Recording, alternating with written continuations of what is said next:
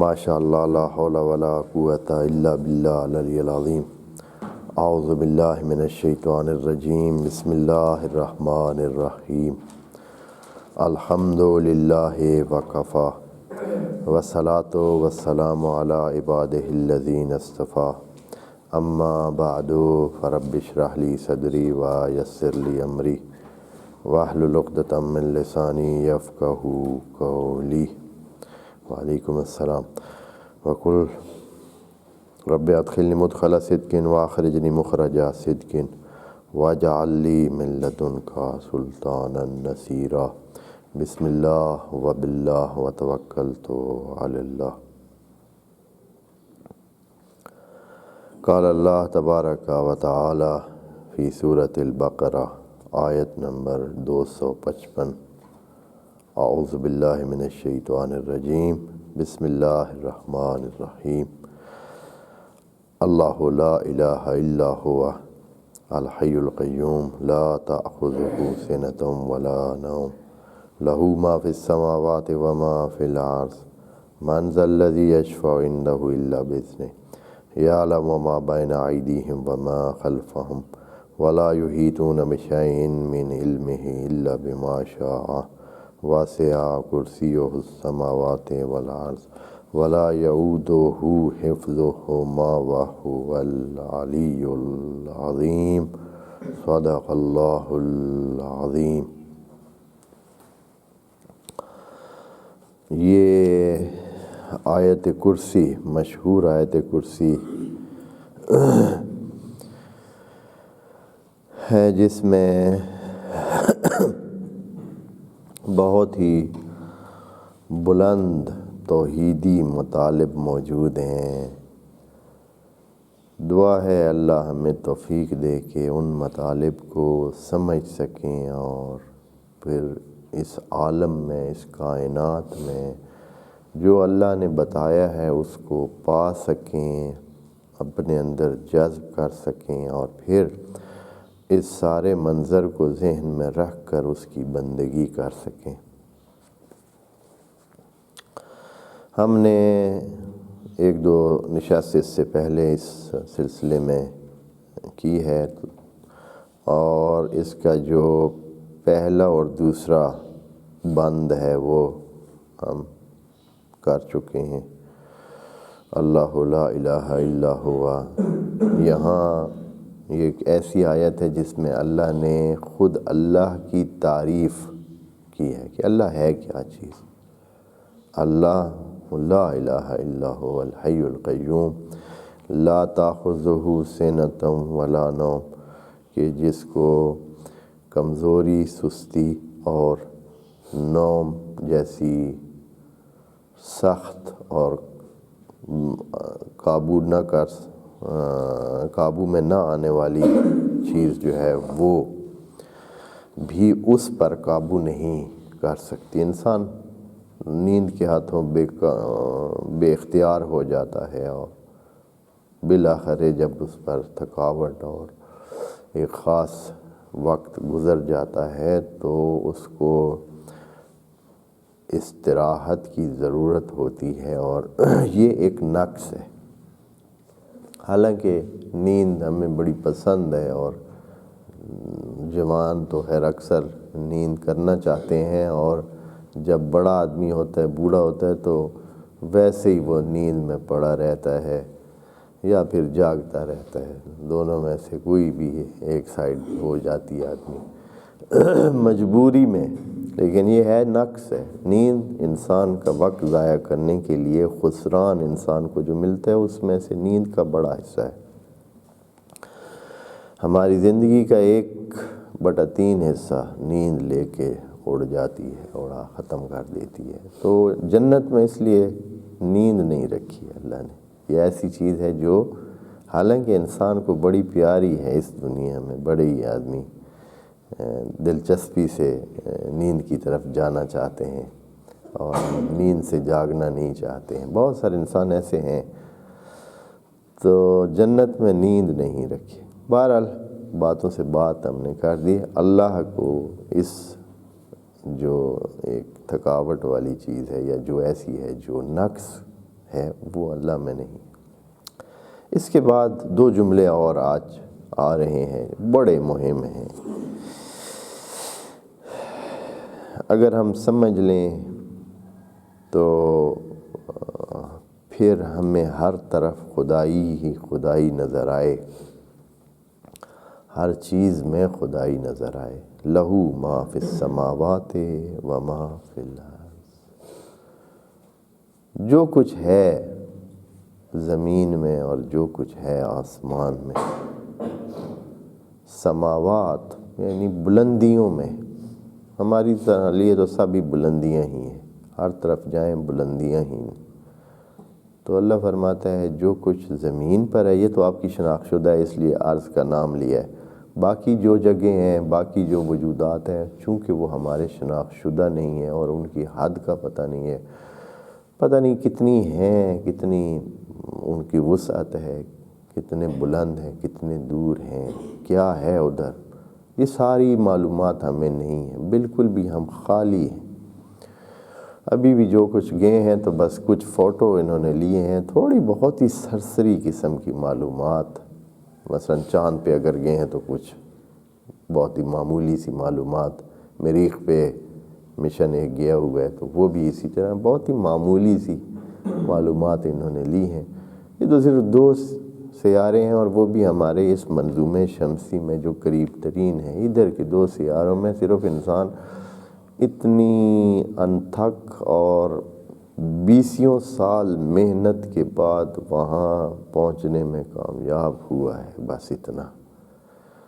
باقی کتنی دنیا اور کتنی کائنات پڑی ہے۔ تو اللہ فرماتا ہے کہ لہو یہ اس کی ہیں، لہو یہ ملکیت والی لام ہے، لام ملکیت آپ جانتے ہیں، یعنی یہ اس کی ملک ہے،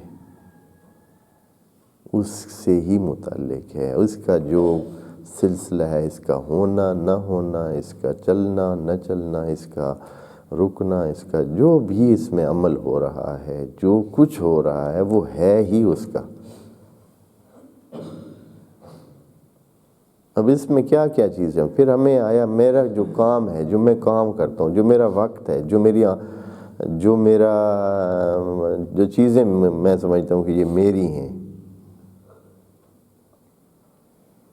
جو میرا سانس ہے، حتیٰ جو کچھ بھی ہے ہمارے پاس، وہ فرما رہا ہے کہ لہو یہ اس کا ہے۔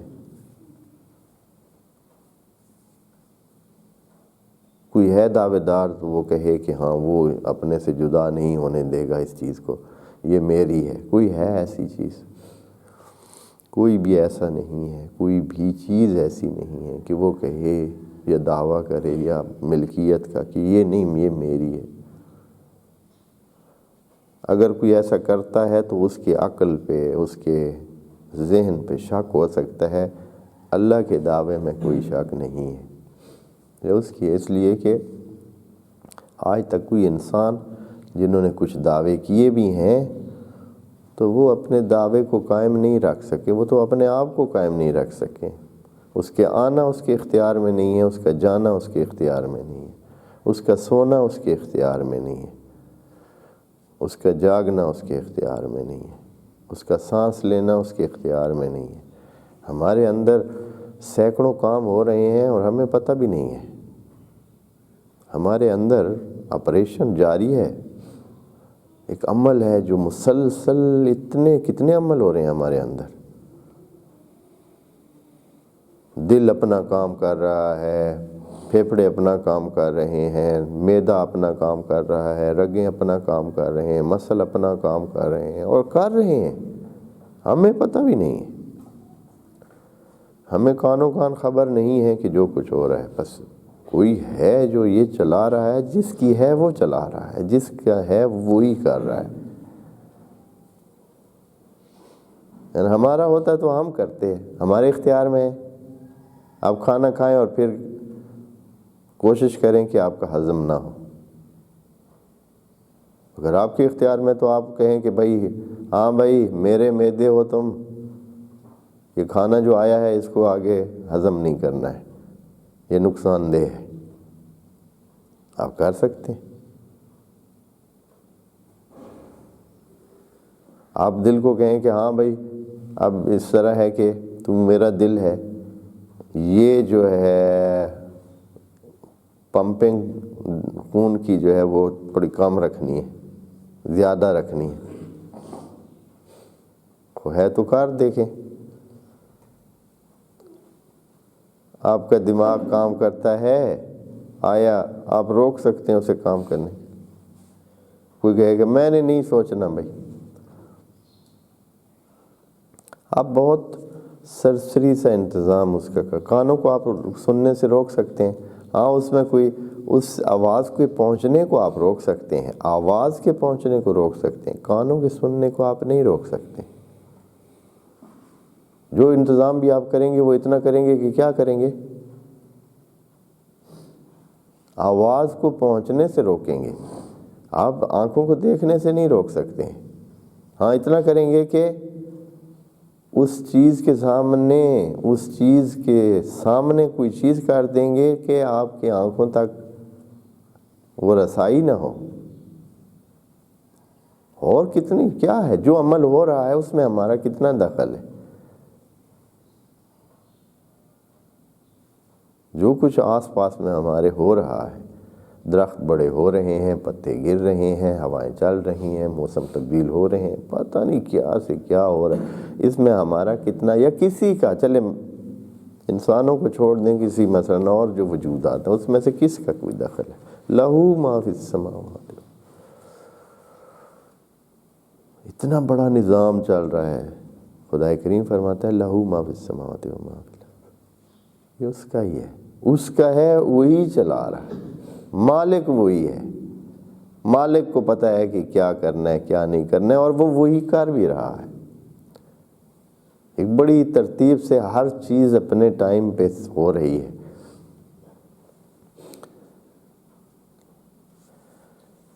دل اپنے مطابق، ضرورت کے مطابق دھڑک رہے ہیں، بندے چل رہے ہیں، زندگی مل رہی ہے، سارا نظام ایسے ہی، یعنی ایک ایک بندے کا نظام جو ہے چل رہا ہے، ایک ایک اربوں خربوں انسان گزر گئے ہیں، موجود تھے، اور کتنی چیزیں سب، اور پھر کوئی ایک چیز نہیں ہے، اصلا دنگ رہ جاتا ہے آدمی سوچے تو، یہ صرف انسان تو نہیں ہے نا، اور کتنے وجودات ہیں، سارے اسی طرح چل رہے ہیں، بڑے سے بڑے وجود کا وہی نظام ہے، چھوٹے سے چھوٹے وجود میں بھی وہ پورا نظام موجود ہے، جن کا آدمی سوچ بھی نہیں سکتا، ہمیں دکھتے بھی نہیں ہیں، ہماری ان آنکھوں کے سامنے بھی وہ ہم دیکھ بھی نہیں سکتے، اتنے چھوٹے ہیں، اس میں بھی پورا نظام موجود ہے۔ لہو ما فی السماوات، یہاں یہ جو اگلا جملہ یہ بہت مہم ہے، اور یہ فرمایا کہ من ذا الذی یشفع عندہ الا باذنہ،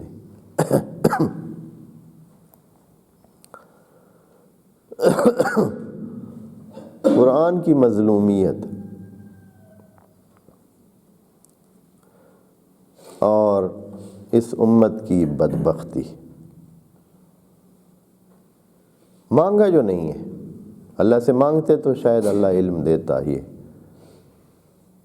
اور انسان کو رہنمائی کرتا، اور ان چیزوں کو انسان سمجھتا کہ میرے اختیار میں نہیں ہے، میرا چلنا، میرا سوچنا، میرا علم میرے اختیار میں نہیں ہے، یہ لہو ما فی السماوات و ما فی الارض، یہ اس کا ہے، تو اب اس سے مانگتے، مسلسل مانگتے تو وہ کوئی نور دیتا، لیکن نہیں، اس طرف تو گئے کوئی نہیں، اگر کوئی شاذ و نادر گیا ہے تو اس کو اتنا علم حاصل ہو گیا کہ اس نے ہم انسانوں، باقی انسانوں کی بدبختی سے دور ہونے کی کوشش کی ہے، اس نے کہا کہ ان کو چھیڑے نہیں، ان کو سمجھ نہیں آئے گی، ابھی بھی کوئی بھی حقیقت پسند انسان آ جاتا ہے، آگے سے اس کی چلتی نہیں ہے، یہ نبیوں کی زمانے کی بات نہیں ہے کہ ان کی کوئی نہیں مانتا تھا، وہ حقیقت بیان کرتے تھے، حقیقت کو سننے کے لیے کوئی تیار ہی نہیں ہے، نہ اب ہے نہ اس وقت تھا، انسانوں میں یہ چیز ہے، وہ اپنے اس پہ جو ان کا ایک طریقہ بنا ہوا ہے، جو ان کی زندگی کا ایک ڈھب بنا ہوا ہے، جس پہ وہ چلنا چاہتے ہیں اسی پہ وہ چلتے ہیں، اور وہ نہیں چاہتے ہیں تبدیل ہونے۔ خدا کریم نے فرمایا ہے وَلَقَدْ جِئْنَاكُمْ بِالْحَقِّ، ہم تو حقیقت آپ کے سامنے لائیں، وَلَكِنْ أَكْثَرُكُمْ لِلْحَقِّ كَارِهُونَ، اکثریت ہے انسانوں آپ کی حقیقت کو نہیں چاہتے ہیں۔ یہ حقیقت کہ خدا کریم سے ہی مانگنا ہے، اسی سے لہو ما فی السماوات و ما فی الارض، کہ ہم پھر کس طرح کوئی چیز ہم حاصل کر سکتے ہیں جبکہ ہے اس کی، علم جو موجود ہے وہ اس کا ہے۔ واللہ یعلم وانتم لا تعلمون، لیکن ہم نے مانگا نہیں ہے، اس نے بھی دیا نہیں ہے۔ علم کے بارے میں نبی کو بھی کہا ہے کہ مانگو گے تو ملے گا، نہ مانگو گے تو نہیں ملے گا۔ قل رب زدنی علم، مانگو مانگو مانگو، نبی کو حکم ہے۔ علم کی لیول اگر نبی نے بھی بڑھانی ہے تو اس کو چاہیے کیا کہے، رب زدنی علم، وإلا ایسے نہیں ہے۔ کچھ نعمتیں ہیں ہاں ٹکر پانی بغیر مانگے کے بھی اللہ دے دیتا ہے، چلو ٹھیک ہے، یہ تو گائے بھینس کو بھی میں دیتا ہوں، یہ کھاؤ پیو خیر ہے، یہ نہیں مانگتے ہو تو بھی ملے گا۔ علم ایسی چیز نہیں، لہو ما فی السماوات و ما من ذا الذی یشفع، وجہ یہ تھی کہ یہ شفاعت کا لفظ جو ہے اس بارے میں بات کرنی تھی۔ قرآن نے کہا ہے کہ قرآن عربی مبین میں ہے، بس ہمیں چاہیے تھا کہ ہم عربی مبین کی طرف جائیں۔ عربی مبین، لسان العرب نہیں، لوگوں میں جو بولی جاتی وہ نہیں، جو اصلی ہے۔ لوگوں میں بعض اوقات تبدیل ہو کے بولی جاتی ہے، لوگ اور طرح سمجھتے ہیں، اور طرح استعمال کرتے ہیں، حالانکہ وہ معنی ہوتا نہیں ہے، اس کا اصلی معنی اور ہوتا ہے۔ عربی میں بھی ایسے ہے، اردو میں بھی ایسے، انگریزی میں بھی ویسے، جو اس کا اصلی معنی ہے وہ اور ہوتا ہے، لیکن بعض اوقات استعمال کی وجہ سے اور ہو جاتا ہے۔ قرآن کہتا ہے کہ نہیں، عربوں کی زبان کی بات ہم نہیں کر رہے، ہمارے جتنے مفسرین ہیں یا جتنے بھی، وہ شعراء کی زبان کی طرف چلے جاتے ہیں، یا یہ ہے کہ کسی ادیب کی بات کی طرف چلے جاتے ہیں کہ فلاں نے یوں استعمال کیا ہے، فلاں جگہ یہ اس طرح استعمال ہوا ہے، اس استعمال کی وجہ سے وہ عرب کے استعمال کی وجہ سے اس کا معنی لینے لگتے ہیں۔ قرآن کہتا ہے کہ عربی مبین کی طرف جائیں، اس کے اصلی معنی دیکھیں۔ قرآن اس اصلی معنی کے رنگ میں اس نے اپنے کلام کو بیان کیا ہے۔ شفاء کا معنی ہوتا ہے جڑنا، دو ہونا۔ وتر معنی ہوتا ہے، وتر کا معنی ہوتا ہے، یا وتر بھی بعض وقت پڑھا جاتا ہے، ایک، شفاء دو۔ اللہ کا جو نظام ہے، اچھا اس بارے میں قابل اس کے کہ اگر اس کو بات کو بڑھاؤں، کتنا لے دے ہو رہا ہے، کیونکہ معنی محدود کر دیا ہے انہوں نے۔ معنی یہ کیا ہے کہ شفاعت کا مطلب یہ ہے کہ آخرت میں قیامت کے دن اللہ کے سامنے کوئی کسی کی سفارش کرے کہ اے اللہ اس بندے کو جنت میں جانے دے، اس کے گناہ معاف کر دے، اس کی غلطیاں معاف کر دے، اس کو جنت میں جانے دے۔ یہ محدود معنی شفاعہ کا کر کے سارے مطلب کا کہہ سکتے ہیں۔ میں ابھی آپ کو عرض کروں گا کس طرح جو ہے وہ سارا مطلب ہی گڑبڑ ہو گیا۔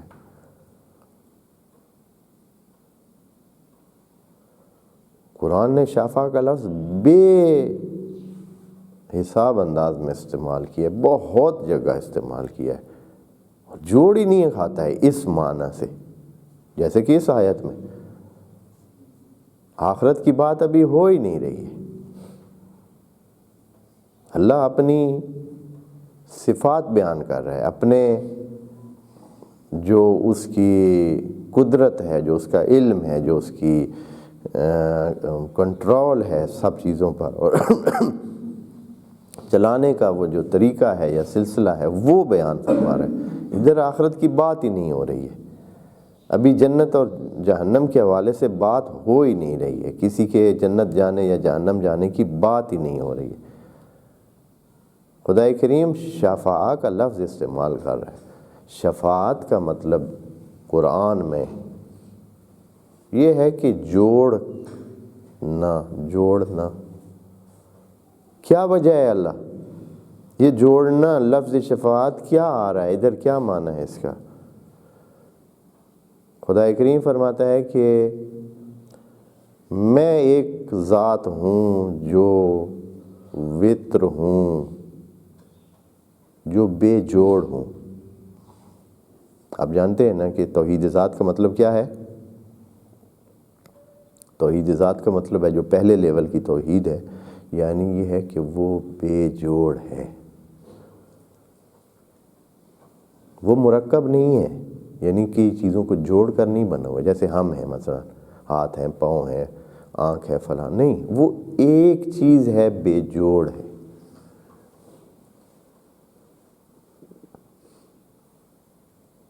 اس کے علاوہ اس نے کسی کو بے جوڑ نہیں بنایا۔ اس ذات کے علاوہ کوئی چیز ایسی نہیں ہے جو ایک ہو، بے جوڑ ہو، مرکب نہ ہو۔ ہر چیز جب دوسری چیز کے ساتھ جڑتی ہے تو تیسری چیز بنتی ہے، ہر چیز۔ یہ شفاعہ ہے۔ شفاعہ یعنی کسی چیز کا دوسری کے ساتھ جڑ کر تیسری چیز بننا۔ دانہ مٹی کے ساتھ جڑتا ہے تو تب بوٹا بنتا ہے، درخت بنتا ہے، آگے چلتا ہے۔ آپ کے جتنے کھانے ہیں وہ کب بنتے ہیں؟ جب ایک چیز دوسری چیز کے ساتھ جڑتی ہے۔ کھانا آپ کا تب بنتا ہے جب آگ اور اس کا ملاپ ہوتا ہے، گرمی ادھر پہنچتی ہے، شفاعہ کا عمل ہوتا ہے۔ یہ شفاعت کا عمل ہے،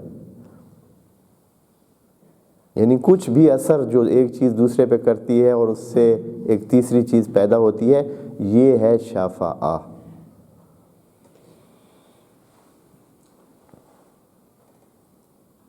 یہاں خدا کریم فرما رہا ہے کہ لہو ما فی السماوات و ما فی الارض، تمام چیزیں اس کی ہیں، کوئی چیز اپنا عمل نہیں کر سکتی ہے جب تک کہ اللہ کی اجازت نہ ہو۔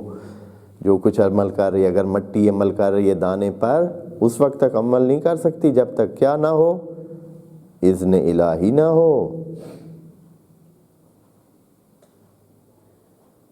آپ یہ نہ سمجھیں ممکن ہے کہ کوئی یہ تو سارا نظام آٹومیٹک ہے، جب بھی ہم گندم ڈالتے ہیں، دانہ ڈالتے ہیں تو خود بخود ہی، کسی کی کہنے کی ضرورت نہیں ہے، کسی کی ضرورت نہیں ہے کہ وہ اس کو کہے، نہیں، وہ خود ہی اس کو کرے گی، وہ خود ہی مٹی جو ہے اس کو بڑھائے گی اور پھر وہ دانہ جو ہے بوٹا بن جائے گا۔ ایسے نہیں ہے۔ آیا درخت ایسے کھڑے کھڑے پھل دے سکتا ہے؟ جب اس کو پانی نہ ملے، جب اس کو ہوا نہ ملے، جب اس کو روشنی نہ ملے، یعنی اس کے ساتھ وہ شفاعہ کا عمل نہ ہو، جوڑ نہ لگے۔ کوئی بھی چیز ہے، کوئی بھی چیز ہے۔ آیا ہم سانس لے سکتے ہیں؟ ہم کہیں کہ بس ٹھیک ہے جی ادھر کوئی چیز نہیں ہے، رکاوٹ نہیں ہے، سانس لے سکتے ہیں؟ نہیں لے سکتے ہیں جب تک کہ آکسیجن ہمارے اس کے ساتھ جڑے نہیں، اس چیز کے ساتھ آکسیجن جڑے نہیں۔ آپ یہ نہ سمجھیں کہ خالی فضائے ہم سانس لیتے رہیں گے۔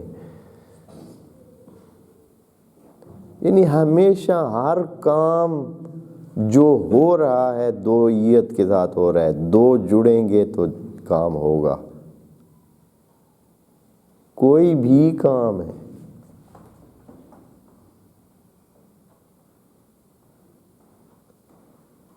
جب یہ ہے تو ہر چیز کو اجازت چاہیے، یا اس میں خود سے کچھ ہونا چاہیے یا اس کو اجازت چاہیے۔ اللہ فرماتا ہے لہو ما فی السماوات و ما فی الارض، جب ہے سب چیزیں اس کی تو اس کی مرضی کے بغیر کوئی چیز اپنا عمل کر ہی کیسے سکتی ہے؟ من ذا الذی یشفع عندہ، کون ہے کوئی جو میری اجازت کے بغیر، اذن کے بغیر کچھ کرے؟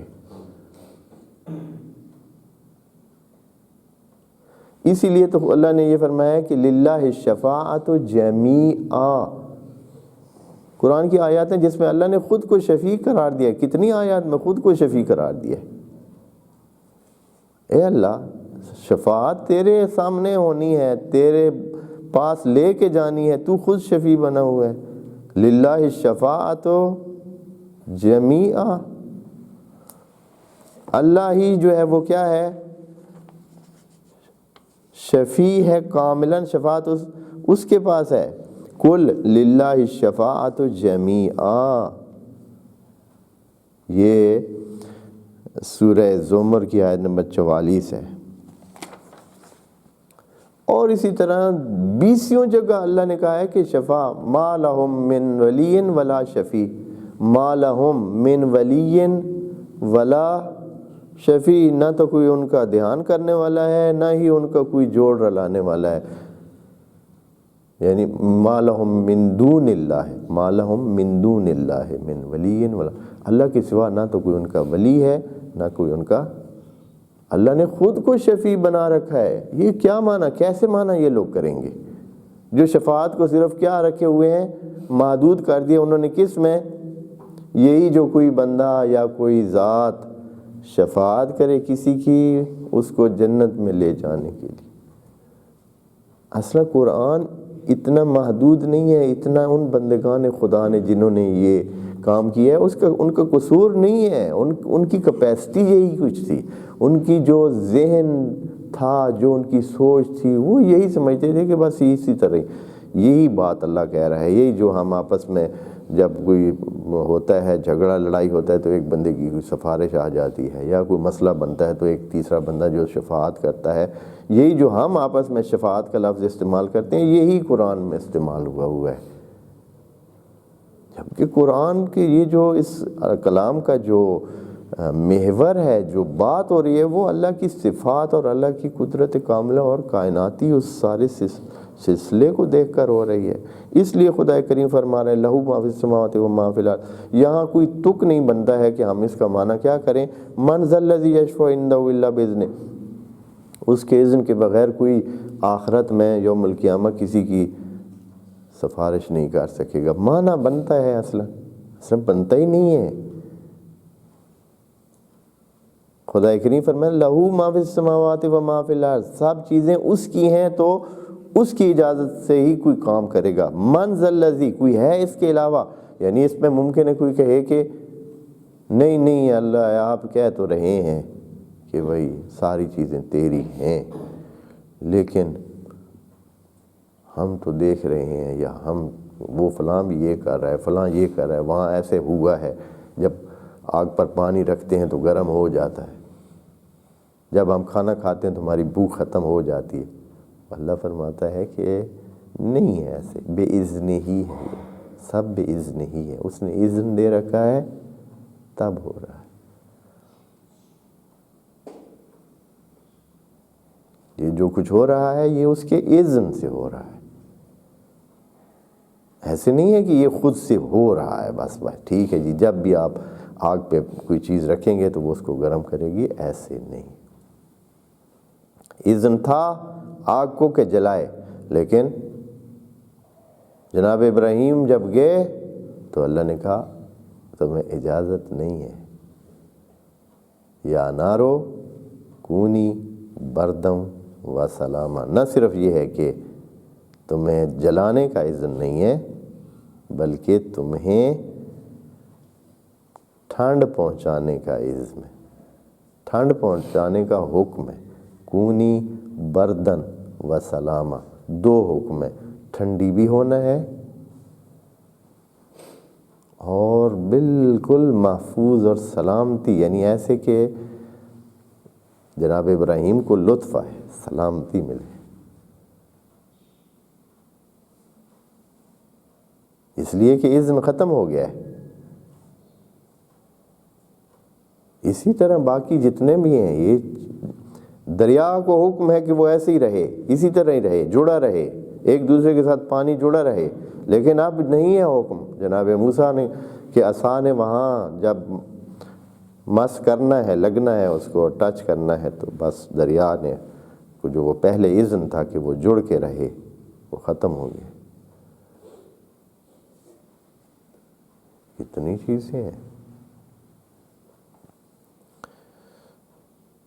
من ذا الذی یشفع عندہ، کوئی ہے جو اس کے سامنے شفاعت کا عمل کر سکے، یعنی یہ جوڑ لگا سکے۔ اب ذرا اس پہ نا ہوم ورک کریں، یعنی ذہن کو سوچیں کیا ہے، پوری کائنات ہی اسی طرح ہے، یعنی دوئیت پر مبنی ہے، یعنی اس میں جوڑ کے ساتھ کام چلتا ہے۔ کبھی کوئی چیز علیحدہ میں کوئی چیز بے جوڑ نہیں ہے اور بے جوڑ کام نہیں کر سکتی، سوائے اس کی ذات کے کہ جو واحد ہے، احد ہے اور بے جوڑ ہے، وتر ہے۔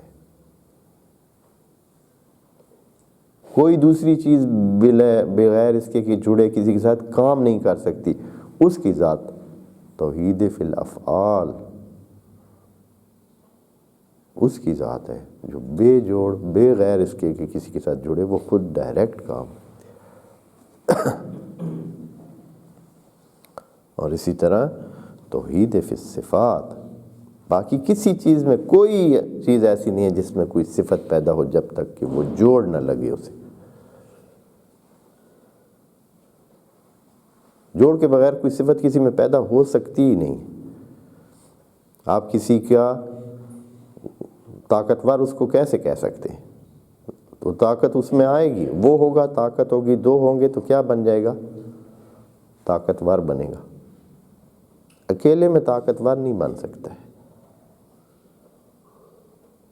طاقت علیحدہ چیز ہے، وہ علیحدہ ہے، دو چیزیں جڑیں گی تو وہ طاقتور بنے گا۔ لیکن اللہ جو ہے وہ ایسے نہیں ہے، وہی اکیلا ہی بے جوڑ وہ طاقتور ہے، بے جوڑ وہ عالم ہے۔ ہم جب تک علم ہم میں آئے نہیں، ہم کچھ بھی نہیں، ہمیں علم نہیں ہے، لیکن جب اللہ کی طرف جاتے ہیں تو وہ اس طرح نہیں ہے، وہ بے جوڑ عالم ہے۔ من ذا الذی یشفع، پس شفاعت کے بارے میں تھوڑا سا اتنا یہاں لے دے ہو رہی ہے، آپ نے پتہ نہیں، آپ انشاءاللہ آگے جا کر دیکھیں گے کہ مسلمان علماء آپس میں اتنے الجھے ہوئے ہیں شفاعت کے مسئلے پر۔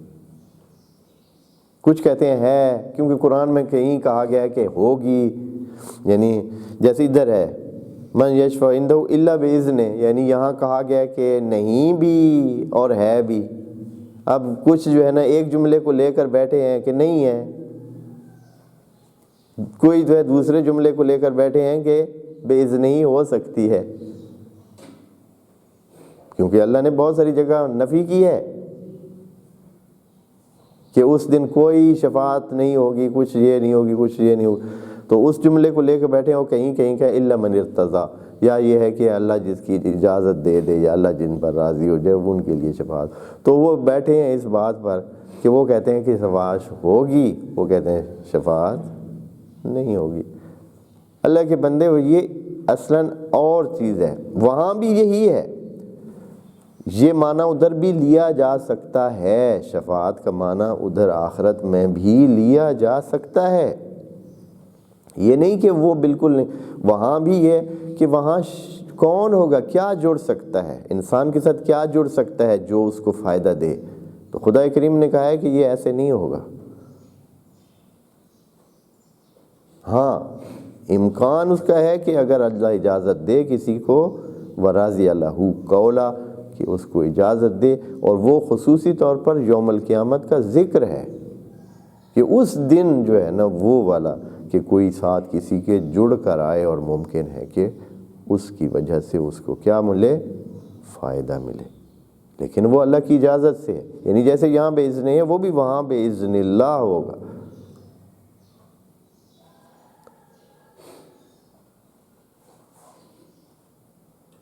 من ذا الذی یشفع عندہ الا باذنہ۔ یا اس کے بعد آگے اور بات ہے، وہی اللہ کی صفات، اللہ کی صفات کے حوالے سے ہی پھر انسانوں کا علم اور اللہ کے علم کی بات کرتے ہیں کہ یہ کتنا کچھ انسانوں کو اس بارے میں، یا کتنا کچھ علم ہے انسانوں کا، علم جو ہے وہ اللہ اس کو بتاتا ہے، پھر اپنے علم کی بات کرتا ہے۔ ہم انشاءاللہ اس کو اگلے نشست میں دیکھیں گے۔ والسلام علیکم ورحمۃ اللہ وبرکاتہ۔